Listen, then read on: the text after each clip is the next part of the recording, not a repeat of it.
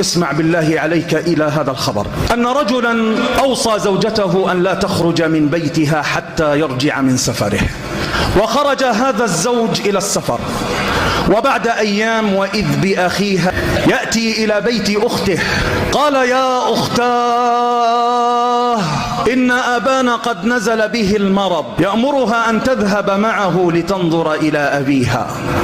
قالت إن زوجي أوصاني أن لا أخرج من البيت حتى يرجع، ولن أخرج.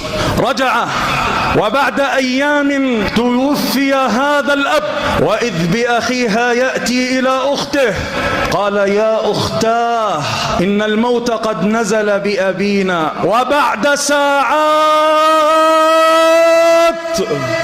سوف يوارى في التراب، سوف يوضع في حفرة لا زوجة فيها ولا أب ولا أم ولا حبيب، بعد ساعات سوف يوارى عليه التراب.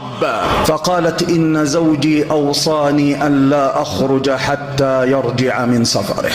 ورجع هذا الأخ ودفن هذا الأب، ورجع الزوج بعد أيام وأخبرته بالخبر، فانطلق إلى محمد بن عبد الله صلى عليه الله، انطلق إلى رسول الله الذي لا ينطق عن الهوى، وأخبره بالخبر. فجاء من؟ جبريل عليه السلام.